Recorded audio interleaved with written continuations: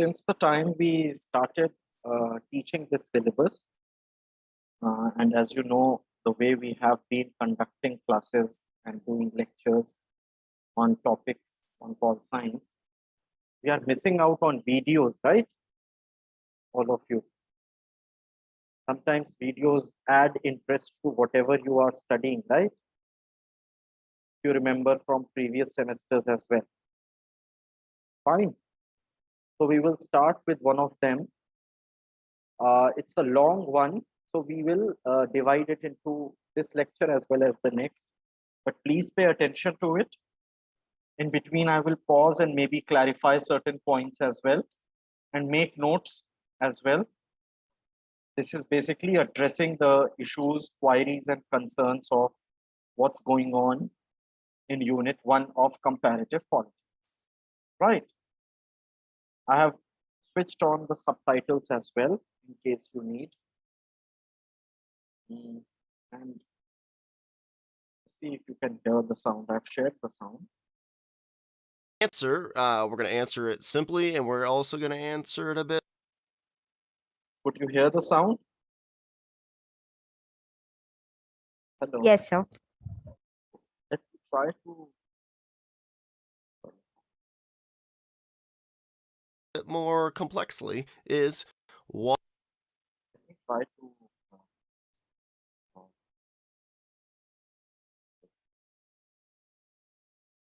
is comparative.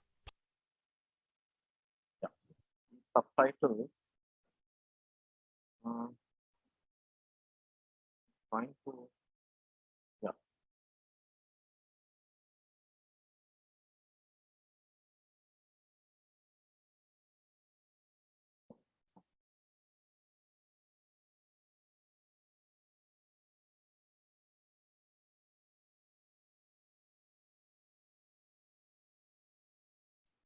Let's switch on the subtitles as well.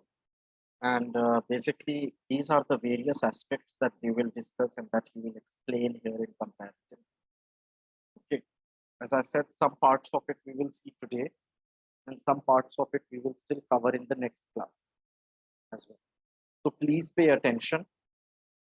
Okay, look what he's saying, what he's explaining, and you are familiar with this way of teaching. So there's no surprise about it.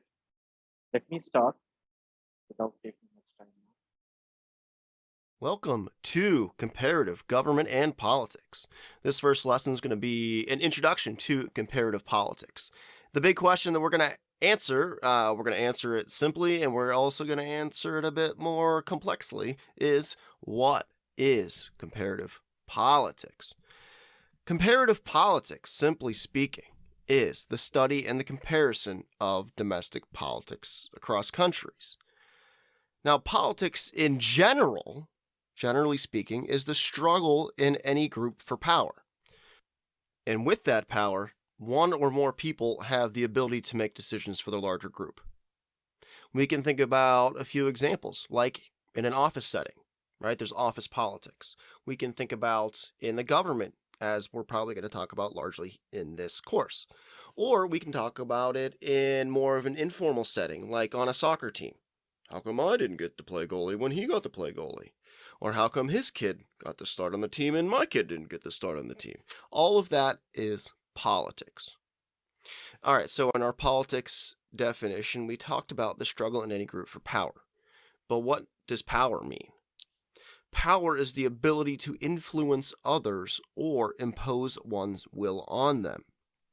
So we have power, we have politics. We can now merge these two concepts.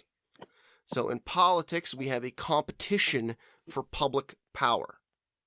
And power is the ability to extend one's will over people or over, things. And we can contrast now comparative politics with international relations, which is another subfield of political science. International relations is the relations between countries. Comparative politics, again, the study and comparison of domestic politics across countries. So comparative politics, we're looking within countries and comparing those insides. international relations, we don't really care so much about the insides, even though it can explain some things. We care more about the relations between or among countries. There is some overlapping in international relations compared to politics. For instance, some things within a state or a country can explain relations among countries. But let's not go there right now. In the most general form, we can think about international relations as just relations between countries. So we're dealing with three categories of thought in political science and comparative politics: analytical concepts, methods, and ideals.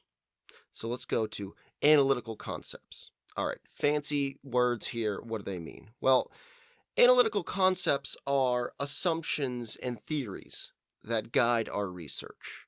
We're talking about cause and effect between some variables, or between one thing happening and another thing happening. What causes that? One big concept that we use to evaluate comparative politics, and we'll talk about this later in our lecture here, is institutions. Institutions are organizations or activities that are self-perpetuating and valued simply for their own sake. Institutions lay out rules, norms, and structures. One of my professors, when I was doing my doctoral work, defined institutions as simply the rules of the game, right? They provide rules or ways of doing things that simply a lot of people understand, and they do those things as a way of organizing society. All right, so let's go to methods now. What are methods? Methods are ways to study and to test those theories. Methods are tools that try to seek out explanations for why specific political events occur.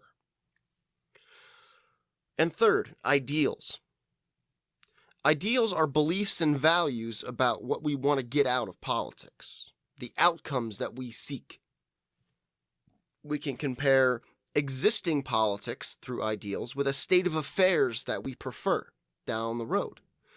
One big ideal at the center of politics that we love to negotiate is the balance between the ideal of freedom versus equality.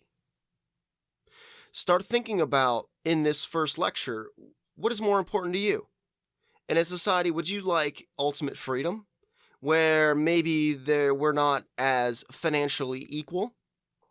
Or do you prefer more of a completely equal society, financially speaking, or with income equality, but maybe the state has to restrict your freedom in some sense? Think about which, you might think about this for a long time, or the answer might come to you pretty quickly. But what is more important to you? So, where does comparative politics fit in? Comparative politics, as I mentioned before, like international relations, is a subfield that compares this pursuit of power across countries. We use the methods of comparative politics to make arguments of cause and effect. We ask questions like, why are some countries democratic? Why are others authoritarian? Why is power more evenly distributed in some countries and more concentrated in others? We can compare cases of South Korea, which is democratic, versus North Korea, which is autocratic. So while we have ideals as well, and I personally prefer absolute freedom, we should separate those ideals from the concepts and methods that we're talking about here when we're trying to answer these questions that I just posed there. So comparative politics can inform, but it also can possibly challenge or even change our ideals down the road. It can give alternatives. It can question our assumptions about how societies should be governed or organized. So while we're doing this kind of introduction of comparative politics, what is comparative politics? We're talking about the methods of comparative politics, but the methods of comparative politics help us to do comparative politics. Well, what does it mean to do comparative politics? Doing comparative politics means how we go about comparing governments, societies, cultures, institutions, and the like. There are specific methods of doing this comparison. So the comparative method, we could say, is a way to compare cases and raw conclusions and derive conclusions.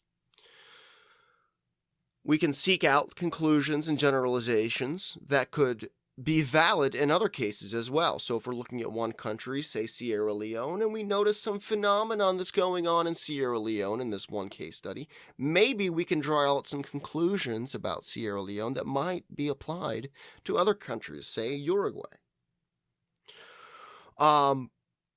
Let's say, in addition, that we want to answer why democracy has failed to develop in some countries, or why North Korea is still communist and repressive. Why hasn't it collapsed yet?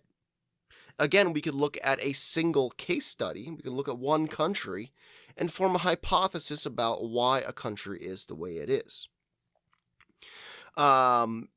Here, we're going to look at the differences between inductive reasoning and deductive reasoning. Inductive reasoning is where we're studying one case or a few cases, and we're generating a hypothesis from that one case. The difficulty with doing this is that we can't really test that theory that we get from that one case, but it's a good starting point. On the other hand, we can talk about deductive reasoning. Deductive reasoning is where we're starting with a puzzle, and we generate some hypothesis about cause and effect, and then we can test this hypothesis, this theory, against a few or many other cases.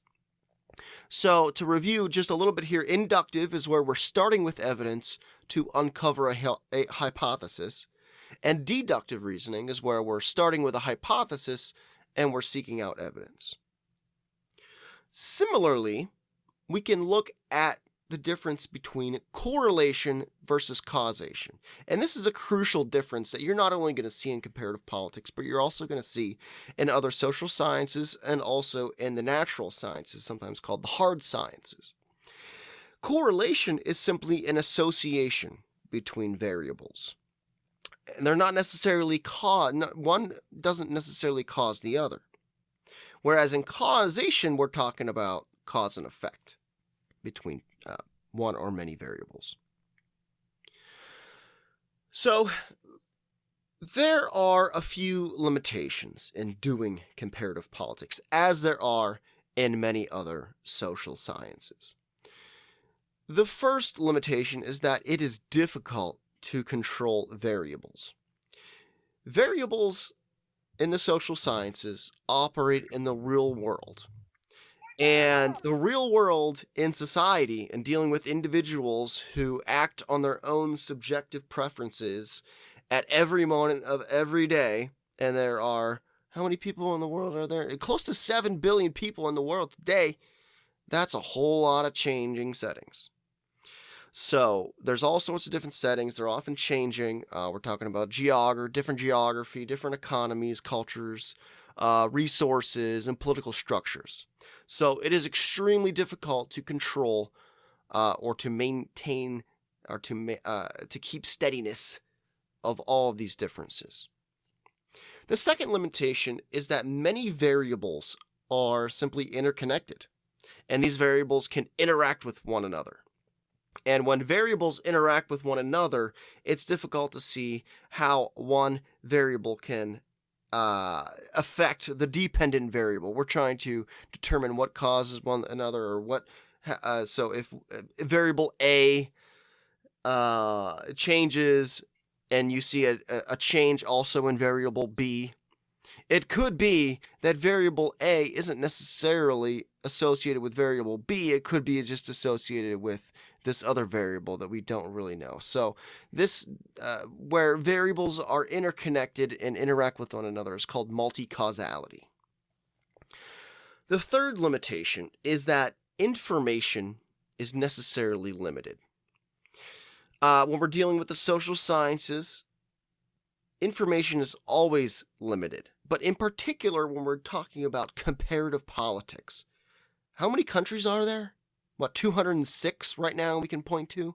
So there's really not a lot of cases that we can draw from to look at regularities among domestic politics in countries. So we're limited to really just barely over 200 countries in the world. Therefore, the samples or the population that we're dealing with is very small. The fourth limitation is that there are limited access. There is limited access to the cases that we do have. The information that we have through these 206 cases is not easily acquired. It costs money, it takes time, and there's often very difficult access to information. In particular, if we're dealing with governments who want to maintain some sort of secrecy and don't want to give you straight answers on particular phenomenon of politics, then your access is very limited. So doing interviews, doing field work is difficult because, again, you need that time and that money. Government archives you need to get access to. International travel, again, costs money, costs time, and oftentimes there's language barriers to doing this research. The fifth limitation is that the focus of comparative politics is often very skewed early on. And really, to this day, a lot of the work, most of the work is concentrated on Europe. It seems to be the more exciting region, a very exciting region. We talk about East Asia as well. So, there are some parts of the world that simply are not very interesting to comparative politics scholars. And so, why would you want to do research on something that's not very interesting? So, the focus is skewed. Most of the work is on Europe or more exciting regions in the world. And there also tends to be the specialization in one area or region. And so if you are a specialist, say, in sub-Saharan Africa, then you may not be as geared into the developments in the rest of the world enough to be able to compare those cases against what your specialization is. So it's great that we have specialization so we can really focus on the languages and the cultures and the institutions and the political structures of particular regions. But by doing so, it also takes you away from other regions of the world. So focus is often skewed when doing this research. The sixth limitation is bias. And one of the important biases that we should pay attention to in comparative politics is called selection bias. For instance, when we are selecting our cases, say if we are trying to evaluate the relationship between inequality and revolutions, well, if we're looking at revolutions that had occurred where there was vast income inequality in the society, we can look at cases like Mexico, France, Russia, China, in Iran, again, but we might be not choosing some interesting cases where there was vast income inequality, but they didn't have a revolution, like in Brazil or South Africa or in India or Nigeria. So selection bias is where we're only choosing one half of that coin and saying, aha, there's a relationship. And we're forgetting about the second half of that. So we need to be sure to include these latter cases. Otherwise, there just might not be a cause and effect relationship after all. The last limitation that we're going to focus on here, so there's plenty more limitations, is trying to decipher which is the cause and which is the effect of two variables or many variables. So what if, for instance, countries with low rates of female literacy are less likely to be democratic? Which causes which? So this trying to figure out whether female literacy causes the decline in democracy or the decline in democracy causes the low rates of female literacy, this trying to figure out which causes which is called endogeneity. So do we see in these instances authoritarians depressing and suppressing women's rights? Or does limited female literacy simply limit public participation? So it's difficult to find out which causes which in these instances. A science. Are you all following so far whatever is being said? Uh, the three parts that we have discussed here. We started with what is comparative politics. Actually, it's a revision of what we have even done till now. However, certain topics are being added on. For example, there is a large focus on limitations here. That's very important. That's a subtopic again in Unit 1 when we are speaking about limits of comparative political analysis. And he has highlighted them very well, that what are the various limits of comparative political analysis. 6, 7 features. Each of them he has explained. I'll go through them later if you have any question on them, like cause, effect, what causes what, what is it about the variables, you can't control them. Then there are interconnected variables. Variables are basically factors of analysis. We call them as the factors of analysis. Okay.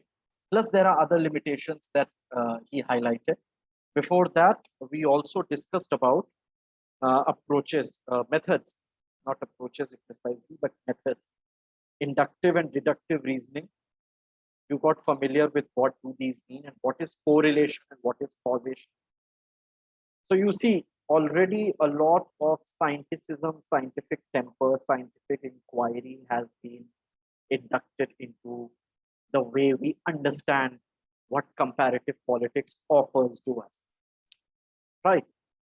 Then he was turning towards what is it about a science, and probably we will then have a discussion after that. Let's see how you remember the initial part, the first week we talked about his political science of science. Let's see the explanation here once. The video, the audio, and it's all clear, no? It's audible. It's very clear. You can listen everything. Yes, sir. Is comparative politics scientific? Can it be? So let's look at the progress of political science and comparative politics from the more descriptive to over time being more scientific. And what we mean by that. Aristotle, the first figure that we're going to look at, he did comparative research on existing political systems, which we're going to call regimes in this course. He analyzed constitutions of 158 Greek city-states and asked the question, why are some despotic and others not? And through his research, he developed the modern practice of statecraft. You may come across that term in international relations as well, in foreign policy. In other words, statecraft is how to govern, right? The art of governing. And this was an empirical science of politics for the people who lead countries. And he developed this in his book, Politics. Now, after Aristotle, politics remained firmly within philosophy, with an emphasis on how politics should be rather than how it actually is. Until Niccolo Machiavelli came along and had a comparative approach of different political systems.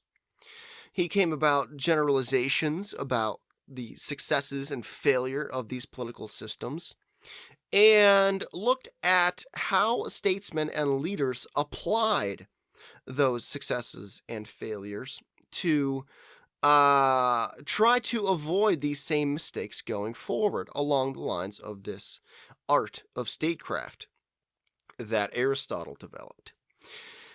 He sought to develop and seek out pragmatism in government, diplomacy, military strategy, and power wielding. He is often considered the first modern political scientist.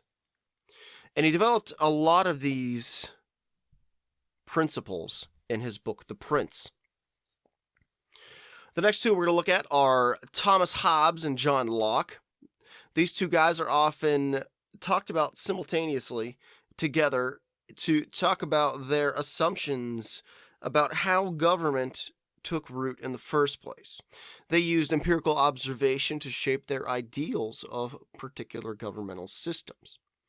First, we'll talk about Thomas Hobbes. Thomas Hobbes was a social contract theorist. He theorized that people surrender some liberties in favor of order, and that order comes about through the state or government. Down the road, we will distinguish the two, the government from state, but for right now, don't worry about that too much. Hobbes advocated a powerful state in his book, Leviathan. John Locke, on the other hand, was also a social contract theorist, but really focused on private property as being essential to individual freedom and prosperity. He theorized about life, liberty, and property, that each individual owns his life, that he is, that his rights are that he should be left in a state of liberty without aggression from other people, and that through that he owns his life and his labor, that property is a natural extension of that life and labor. He advocated, in contrast to Hobbes, a weak state in his book, Two Treatises of Government. The next two people we'll talk about are Jean-Jacques Rousseau and Baron de Montesquieu. You may have heard about these theorists in maybe some of your studies on the Constitution of the United States and even the French Revolution.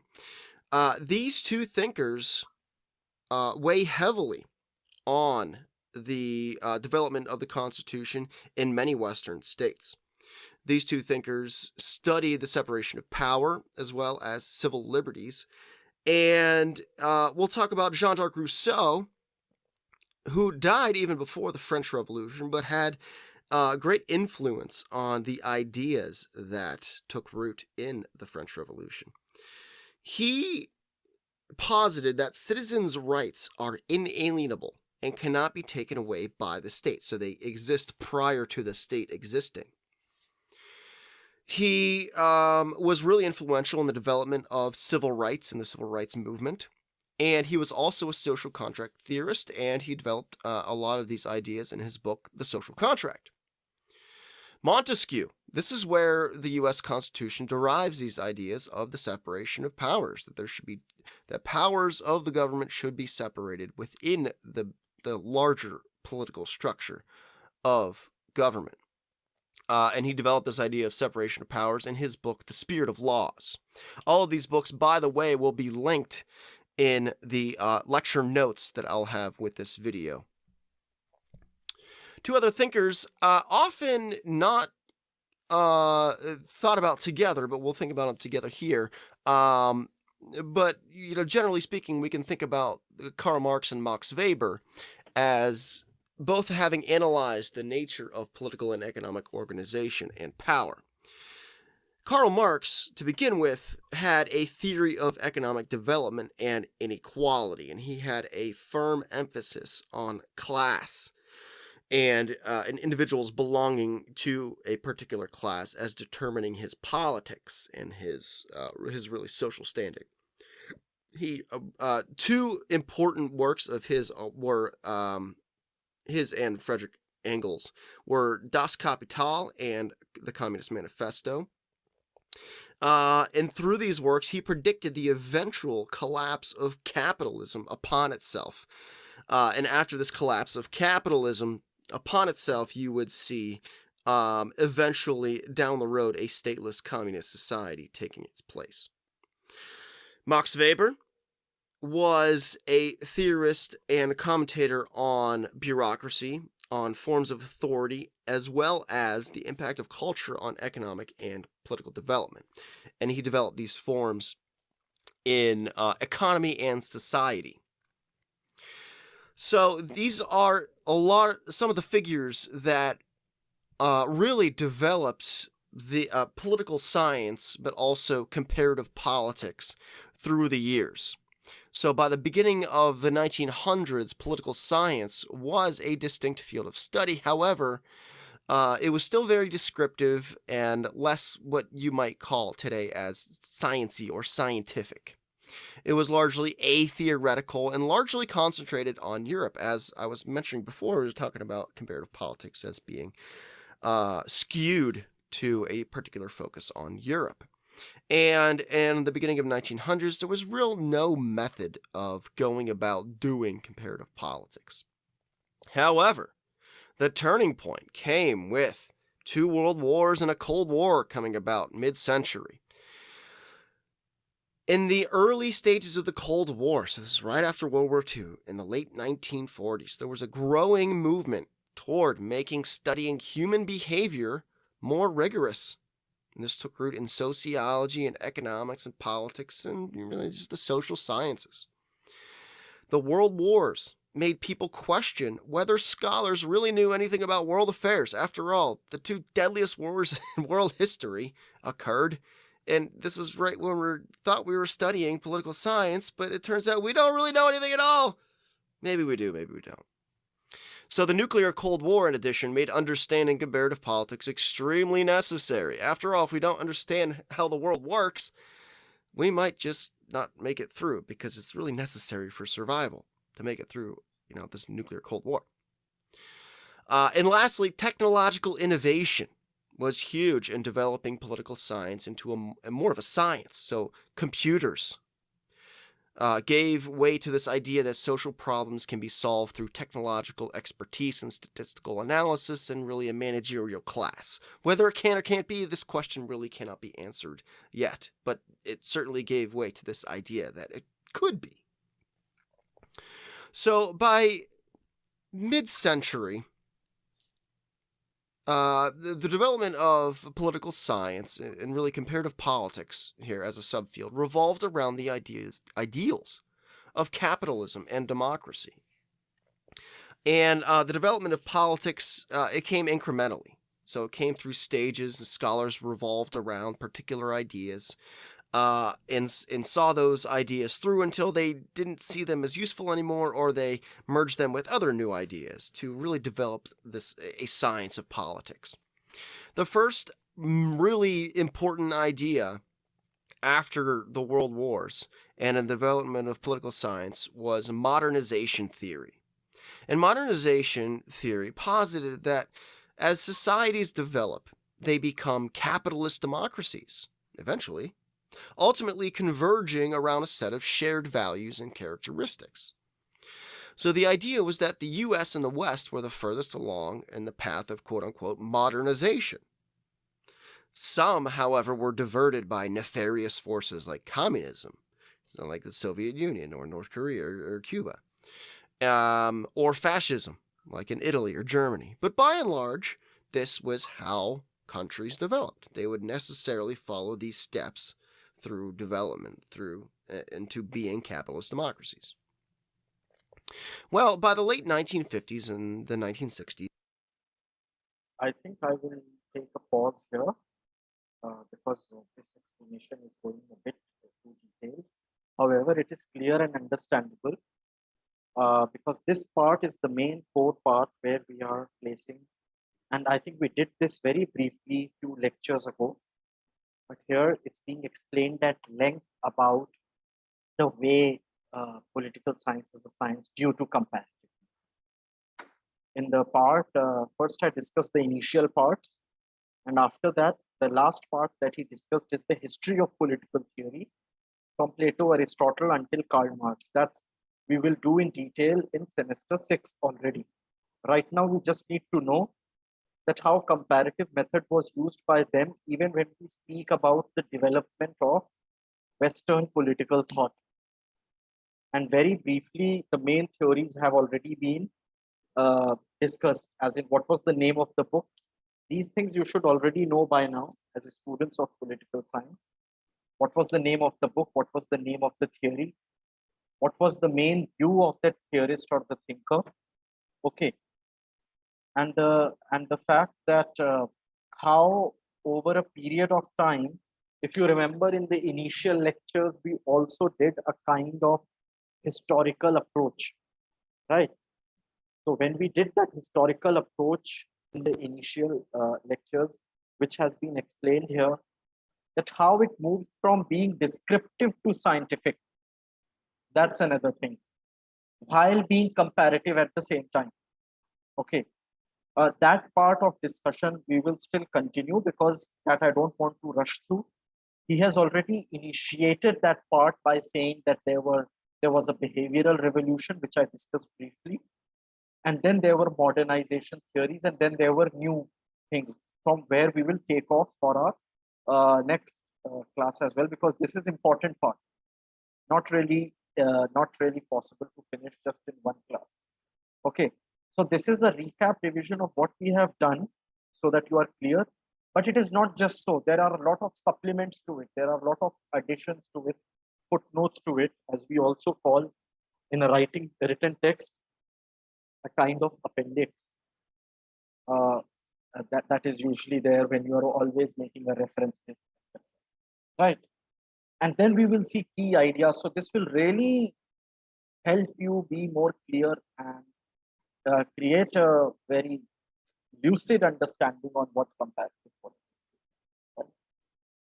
I hope all of you enjoyed the video. It was more like an educational video with a strong focus on lecture and the audio. Your classmates know that I also screen videos with proper videos and depictions, but that we can do for other topics. Okay. Since the initial part is the theoretical part of comparative politics, something like this was really required to refresh your understanding what you have done till now. Also, if it can help you in your synopsis preparation, which is due by the end of today. All right. I have this semester and semester by semester, we have been more and more strict about the deadlines. So all of you have to and need to submit your synopsis by the end of today. Okay, most of you have done so, more than half of you. But then rest are still in the process, it seems. And then we will see and just give some thinking into whatever you are doing, rather than again just copying the lines and sentences and paragraphs from somewhere without you even knowing that what the topic is. Because I know some of you took some time to clarify your topics, which I appreciate. Others, please do the same. Fine. Any other question anyone has? Any query? Anything from video that you did not understand? Some parts that you thought were too technical, too fast? And any comment? Was it clear? Like he started with the simple definition of state, then he started with the simple definition of power. You remember the initial part? It's a long video, as I said, so it will be spread out over 2 lectures. And then we started on methods, and then on limitations, and then on is politics a science? How do we see that from a historical approach? So kindly unmute yourself as and when I call out your name, all of you. Arif, Present, sir. Dikshita, Present, sir. Nidhi, Yes, sir, present. Richael, Yes, sir. Manas, Present, sir. Yashi, Present, sir. Karan, Always present, sir. Shreya, Present, sir. Aditi, Present, sir. Tushar, Present, sir. Ronak is offline as well as online. You are in a hybrid mode today. Fine. You came in online just to see the video. Take care, all of you. Stay safe. Thank you, sir. All the best for your synopsis. And stay